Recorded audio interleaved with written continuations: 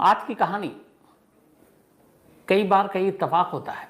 ठीक 1 साल पहले अप्रैल का ही महीना और लगभग वही तारीख 17-18, और 1 साल बाद वही तारीख, लेकिन साल तब 23 था, अब 24। कनाडा पुलिस ने कुल 6 लोगों को गिरफ्तार कर कनाडा के इतिहास में हुई अब तक की सबसे बड़ी गोल्ड और कैश की चोरी का पूरा राज खोल दिया है। इस चोरी ने पूरे देश और दुनिया को हैरान कर दिया था जब ये चोरी हुई थी। उसकी वजह ये थी कि एयरपोर्ट पर अब छोटी मोटी चोरी तो है नहीं, एक अकेला शख्स आता है और सोचिए, करीब उस वक्त वेट था गोल्ड का 400 kg, 400 किलोग्राम, और जिसमें 6600 सोने की छड़ियाँ थी एक तरह से, और 1.9 मिलियन कैनेडियन डॉलर। तो लगभग कितने 100 करोड़ हो गए, जोड़ते रहिए आप। तो 400 kg pure gold, 1.9 million Canadian dollar, एक अकेला शख्स कनाडा के टोरंटो एयरपोर्ट से अकेले चोरी करके चला जाता है और किसी को भनक तक नहीं लगती।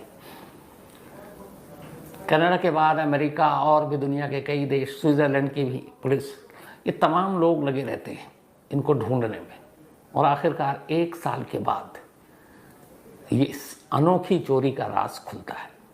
तो पहले चोरी और फिर राज कैसे खुला। बात 17 अप्रैल 2023 की है, 17 अप्रैल 2023। एक स्विट्ज़रलैंड में एक कंपनी है ज्यूरिख में, और इस कंपनी का नाम है स्विस बैंक राइफिसेन वॉलकैम्बी। तो एक तरह से ये कंपनी जो है ये मेटल में डील करती है, सोने वोने में, और इसकी रिफाइनिंग कंपनी है, उसको निखारती है, संवारती है। तो इसी स्विस कंपनी के 400 kg गोल्ड और 1.9 मिलियन कैनेडियन डॉलर ज्यूरिख से एयर इंडिया की फ्लाइट से टोरंटो भेजे जा रहे हैं। टोरंटो में एक बैंक को ये सारी चीज़ें देनी थी, पैसे और साथ में ये जो पूरी जो सोने की खेप थी। टोरंटो में जिनसे देना था Vancouver Boolean and currency exchange, उन तक ये पहुंचाना था। तो एयर इंडिया की फ़्लाइट बुक हुई, फ्लाइट में कंपनी के लोग भी चढ़े, और उसके बाद अब साथ में ये 400 kg गोल्ड और 1.9 million Canadian dollar cash box में रखकर प्लेन के कार उसमें डाल दिया गया जिसमें सामान जाता है। अब ज्यूरिख से ये प्लेन चली। कुछ घंटे की उड़ान के बाद 17 अप्रैल 2023 की शाम ठीक 3:56 पर, 4 बजने से 4 मिनट पहले, ये जो टोरंटो एयरपोर्ट है वहाँ पे लैंड करती है। लैंड करने के बाद सारे मुसाफिर उतरते हैं, उसके बाद बाकी जो सामान है वो उतारने के लिए आते हैं। और जब ये सामान भेजा था ज्यूरिख से स्विट्ज़रलैंड से, तो इस कंपनी ने, जिनका ये गोल्ड और पैसे थे जो टोरंटो के लिए भेजे जाने थे, उन्होंने बाकायदा टोरंटो में एक सिक्योरिटी कंपनी को हायर किया था जो एयरपोर्ट से बैंक तक बाहिफाजत सोना और कैश को पहुंचाएगी। और ये एक मियामी की कंपनी थी, सिक्योरिटी कंपनी, और इसका नाम था ब्रिंक सिक्योरिटी कंपनी। तो ब्रिंक कंपनी को ये ठेका दिया गया था कि भैया एयरपोर्ट से ये सारी चीज़ें बाहिफाजत आपको वहाँ के टोरंटो के बैंक के लॉकर में रखवाना है और साथ में ये कैश पहुँचाना है। सब कुछ ठीक था, एयरपोर्ट पे लैंड किया, सामान उतरा। अब ये जो पूरा कार्गो था इसको उतारा गया। अब 400 kg है तो बड़े बॉक्स थे बहुत, उसी एक बॉक्स में सब कुछ रखा हुआ था। उसको उतारने के बाद अब जो एयरपोर्ट के, एयर कनाडा के एयरपोर्ट की अपनी कार्गो की जगह थी जो, वहाँ पर उस बॉक्स को ले जाकर रखा जाता है। अमूमन यही होता है, आपका जो सामान उतरता है एयरपोर्ट के कार्गो में उसको रखा जाता है। तो प्लेन से उतरा और ले जाकर इसको एयरपोर्ट, टोरंटो एयरपोर्ट के कार्गो में, इस पूरे जो एक तरह से बड़ा बॉक्स था उसको रख दिया गया। वाइट कलर का ये बॉक्स था जिसके अंदर ये 400 kg गोल्ड और कैश थे, रख दिया गया, वहाँ रखा हुआ है। अब कार्गो से कोई भी चीज़ रिसीव करने का एक बड़ा सिंपल तरीका पूरी दुनिया में है, वो है आपको एक पेपर लेके जाना होता है ताकि आपको डिलीवरी मिले। और ये पहले से होता है कि भैया ये रहा, बाकी के पेपर जो बंदा आएगा, वो जो कंपनी आएगी, वो आपको ओरिजिनल पेपर दिखाएगी और आप उसके बाद ये सामान उसको सौंप देंगे। 3:56 पे ये उतरा। आप कार्गो के अंदर सारा सामान जाकर रखा गया है। लगभग 2.25 घंटे बीत जाते हैं। शाम के ठीक 6:32 का वक्त है। कार्गो में सारा सोना रखा हुआ है। 6:32 पर एक बंदा जो एक सिक्योरिटी कंपनी के ही ड्रेस में है, जो गाड़ियों में जैसे आपने देखा होगा एटीएम में जो करते हैं, तो वो वहाँ पहुँचता है उस कार्गो के बाहर गेट पे एक बड़ी सी वाइट रंग की वैन लेकर। तो एक ट्रक ही था वो। ट्रक लेकर पहुँचता है, उतरता है, कार्गो के अंदर दाखिल होता है। वहाँ के जो मेन इंचार्ज है उनको एक पेपर देता है। वो पेपर यही पेपर है जो आप देख रहे हैं। ये रिसीविंग था। इस पेपर को देखने के बाद ही आपको सारा माल मिलना था, वो सारे गोल्ड और वो सारे कैश। तो वहाँ के जाकर वो इंचार्ज को ये पेपर देता है। वो पेपर को चेक करता है। पेपर चेक करने के बाद देखता है कि इसका कौन सा कंटेनर है, क्योंकि कंटेनर में सारा गोल्ड रखा हुआ था। तो उस पेपर नंबर और उससे कंटेनर को मैच करता है। उसके बाद वेरीफाई करता है और फिर कहता है कि भाई अपनी गाड़ी लाओ और कंटेनर ले जाओ। अब कार्गो में बड़े बड़े चूँकि कंटेनर होते हैं तो आदमी उठा के तो रखेगा नहीं। तो जगह ऐसी होती है कि आपको बाकायदा लिफ्ट और इसके ज़रिए उठा, जो हेवी चीज़ें उठाते हैं, क्रेन और बाकी, उससे उठाकर और सीधे गाड़ी के अंदर डाल देते हैं। ये तस्वीर जो इस वक्त अंदर जा रही है ये उसी वक्त की लाइव है। ये 17 अप्रैल शाम 6:32 की तस्वीर है। वो बंदा पेपर देता है। उसके बाद कार्गो के स्टाफ वो बड़ा सा कंटेनर, उस कंटेनर को अब एक वाइट ट्रक के अंदर लोड कर रहे हैं। ट्रक में container load, 400 kg gold, 1.9 million Canadian dollar. दरवाज़ा बंद। अब ट्रक ड्राइवर अकेला है, उसके साथ कोई नहीं है। ट्रक स्टार्ट करता और निकल जाता। कार्गो वाले सारे इत्मीनान से, सब कुछ ठीक कूल। एक डिलीवरी आई, नॉर्मल थी उनके लिए। उन्हें ये भी पता नहीं कि कंटेनर में है क्या, क्योंकि अमूमन ये सारी चीज़ें बताई नहीं जाती। लेकिन जो उसने पेपर दिया था उस बंदे ने, उस पेपर में ये लिखा था कि वो कनाडा में और बाकी पूरे यूरोप में मतलब सी फूड और बाकी उसका बहुत बड़ा सप्लायर है। बड़े बड़े आलीशान 5 स्टार 7 स्टार होटल में उसके फूड की डिलीवरी होती है। तो वो एक बहुत बड़ा फूड का एक्सपोर्टर है। तो कार्गो वालों को लगा कि इस कंटेनर में भी फूड का ही आइटम है, कुछ खाने पीने का सामान है, क्योंकि पेपर पे वही लिखा था। अब वो लेता और चला जाता है, सब बेफिक्र। लगभग 6:32 आया था, 6:35 6:40 तक निकल गया। 3 घंटे और बीत जाते हैं। अब रात के करीब 9:30 बज रहे हैं। 9:30 जब बजे तो ठीक 9:30 बजे एक और गाड़ी आती है, कार्गो के बाहर रुकती है। उससे जो है उसका मुलाजिम उतरता है। ये गाड़ी ब्रिंक सिक्योरिटी की थी। ब्रिंक सिक्योरिटी कंपनी की गाड़ी थी। वो उतर कर आया। उसने एक हाथ में पेपर था। उसने कार्गो के इंचार्ज को पेपर दिखाया और बोला मेरा जो भी यहाँ पे वो रखा हुआ है कंटेनर वो दे दी। इंचार्ज देखता है, अपने हेल्पर से कहता है कि जाओ इनका कंटेनर देखो, कौन सा नंबर कहाँ पे पड़ा वो दे दो। अब वो कंटेनर ढूंढना शुरू होता है। जो पेपर पे कंटेनर नंबर है वो कंटेनर नंबर कहीं ढूंढते ढूंढते मिलता नहीं है। काफ़ी वक्त हो जाता है। परेशानी शुरू की है, कंटेनर गया कहाँ। थोड़ी देर के बाद अचानक फिर उन्हें याद आता। उन्होंने कहा यार ये कंटेनर तो हमने 3 घंटे पहले ही दे दिया और ब्रिंक सिक्योरिटी से ही कोई आया था और वो लेकर चला गया। अब भगदड़ मच जाती कि ये क्या। अब वो कहता भैया हम असली हैं ब्रिंक सिक्योरिटी, आपने पता नहीं किसको दिया। वो कह रहा वो भी तो ऐसे ही आया था। बोला ना। अब कार्गो वालों की हवा ख़राब। उन्होंने पहले इधर उधर चेक किया कहाँ है ये है वो। इंटरनल उन्होंने इन्वेस्टिगेशन शुरू किया। इस इन्वेस्टिगेशन में 9:30 बजे वो आए थे। अब रात के लगभग 2:30 बज चुके हैं। कुछ पता नहीं कौन क्या। ठीक फिर 2:43 पर मॉर्निंग में ये तय हुआ कि अब पुलिस को इन्फॉर्म किया जाए, पुलिस में रिपोर्ट लिखा जाए। 2:43 AM मॉर्निंग पुलिस को पहली बार इन्फॉर्म किया गया और बताया गया। और तब कैनेडियन पुलिस को पहली बार पता चलता है कि इस एयरपोर्ट से 400 kilogram gold, 1.9 million Canadian dollar एक अकेला शख्स उड़ा। लगभग 10-11 घंटे बीत चुके थे। और पुलिस ने कहा कि यार इतना बड़ा ट्रक लेकर आया है, ट्रक में लेकर गया है, कहाँ भागेगा। पुलिस ने तफ्तीश शुरू की। पूरे टोरंटो के सारे CCTV फुटेज को खंगालना शुरू किया गया। कामयाबी मिली। थोड़ी देर के बाद एक वही वाइट ट्रक शहर के अलग अलग रास्तों से फिर हाईवे से गुजरता हुआ दिखाई दे रहा। और यही वो रूट है जिस रूट से वो जा रहा है। पुलिस को लगा, लेकिन जब ये पुलिस ने सीसीटीवी फुटेज देखना शुरू किया था तब तक ऑलरेडी 8-10 घंटे वो निकल चुका था, क्योंकि पुलिस को तो बाद में पता चला। अब वो कैमरे से जब उन्होंने देखना शुरू किया तो पता चला इन रास्तों से गया है। अब उन रास्तों पे पुलिस की टीम दौड़ाई गई।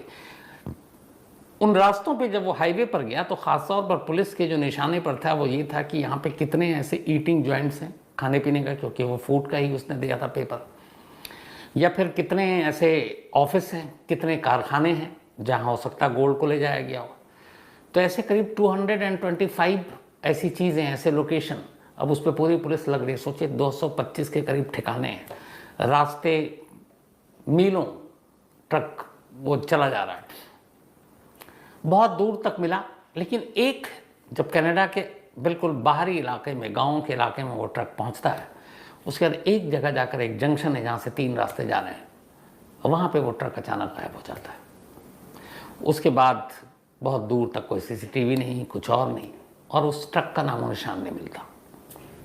अब पुलिस के हाथ से ट्रक निकल गया। पहली बार परेशानी शुरू हुई कि यार ये तो आसान था इतने बड़े ट्रक को पकड़ना, लेकिन वो तो भाग गया। अब जो सीसीटीवी कैमरा एयरपोर्ट का था उससे देखा गया कि वो ड्राइवर कौन है। तो ड्राइवर ने पूरा अपना चेहरा वेहरा भी ढक रखा है, वो सिक्योरिटी के ड्रेस में भी है अजीब सा, लेकिन फिर भी उसके थोड़े बहुत चेहरे की झलक पुलिस को मिली। अब उसके ज़रिए छानबीन शुरू, कोई फ़ायदा नहीं। धीरे धीरे वक्त बीतने लगा। जब वक्त बीतने लगा तो फिर इधर प्रेशर भी है, उधर जो ज्यूरिक की जिस कंपनी का आया था उसने एयर इंडिया पे मुकदमा ठोक दिया कि आपकी सिक्योरिटी में लैप्स था, आपने ठीक से रखा नहीं है, आपका कार्गो सिस्टम ख़राब है। वो सोचिए कितना का जुर्माना, मतलब हर्जाना होगा। लेकिन कैनेडियन पुलिस को लगा बात इज्जत की है, उन्होंने तफ्तीश शुरू की। फिर उन्होंने एक स्पेशल टीम बनाई, एक 17 लोगों की टीम बनाई, जिनका काम था सिर्फ इस कनाडा की इतिहास की सबसे बड़ी चोरी को पकड़ने का। 17 लोगों की ये टीम बनाई गई और इस ऑपरेशन को नाम दिया गया प्रोजेक्ट 24 कैरेट। ये इस ऑपरेशन का नाम था, क्योंकि 24 कैरेट गोल्ड था वो, 400 kg। तो प्रोजेक्ट 24 कैरेट शुरू होता है। इधर उधर जितने भी ज्वेलरी शॉप सब पे इधर रखी जाती है। लेकिन जांच के बाद पुलिस एक चीज़ तो अंदाज़ा लगा लेती है कि ये बिना एयर इंडिया के इंटरनल लोगों की मिली भगत की इतनी बड़ी चोरी नहीं हो सकती, क्योंकि पहली चीज़ कि उस कंटेनर में क्या था ये कैसे पता। तो अब एयर इंडिया के स्टाफ को टटोलना शुरू किया गया। इत्तेफाक से जब स्टाफ को टटोलना शुरू किया तो उस वक्त के 2 लोगों पे ये शक गया तो एयर इंडिया ने कार्रवाई की। सबूत तो था नहीं। उनमें से जो एक, उसने इस्तीफा दे दिया, दूसरे को सस्पेंड कर दिया गया। पुलिस ने पूछताछ की, कुछ पता नहीं चला। इनमें एक जो एयर इंडिया के कर्मचारी, उसका नाम सिमरनप्रीत पनेसर, ये एयर इंडिया के कर्मचारी, 31 ईयर ओल्ड। पुलिस ने पूछताछ की, सबूत तो था नहीं। उसके बाद ये कनाडा से निकल गई। कनाडा से जाने के बाद दुबई, और अब खबर ये है कि शायद इंडिया में, लेकिन कनाडा पुलिस की अब तलाश है, क्योंकि कनाडा पुलिस को अब सबूत मिले। तो खैर 2 कर्मचारियों पर शक गया, पूछताछ हुई, लेकिन ना सोना मिला ना पैसे मिले। पुलिस छानती रही इधर उधर। फिर हर वो जो सोने की छड़ी थी उस पर नंबर भी थे, लेकिन ये था पुलिस को मालूम था जिसने चुराया है, और करेंसी पे भी नंबर, तो कभी ना कभी यूज़ करेगा। मार्केट में नज़र रखे रहा, कोई फ़ायदा नहीं। बड़े बड़े जो ज्वेलरी या फिर गोल्ड में डील करते थे उन कंपनियों को कांटेक्ट किया गया कि इतनी बड़ी तादाद में गोल्ड है, कोई ना कोई तो कांटेक्ट करेगा, अप्रोच करेगा। वहाँ से भी कोई बड़ी तादाद में गोल्ड है, कोई ना कोई तो कांटेक्ट करेगा, अप्रोच करेगा। वहाँ से भी कोई क्लू नहीं। अब डर ये था कि कहीं इन सोने को गला ना दे, क्योंकि नेटफ्लिक्स वाली मनी हाइस्ट सबके दिमाग में है। तो जब चोर इतनी बड़ी चोरी करेगा तो पकड़ने का बड़ा आसान तरीका होता है कि चोरी का माल बेचते हुए आप पकड़े जाएं, या फिर उसके कुछ निशानी रह जाए जिससे पकड़ ले पुलिस। तो सीरियल नंबर और बाकी चीज़ें, लेकिन अगर आप उसको गला देते हैं तो सब कुछ ख़त्म, फिर तो कोई पता ही नहीं है। फिर तो आप उस सोने का कुछ भी शेप देकर कुछ भी बना लें।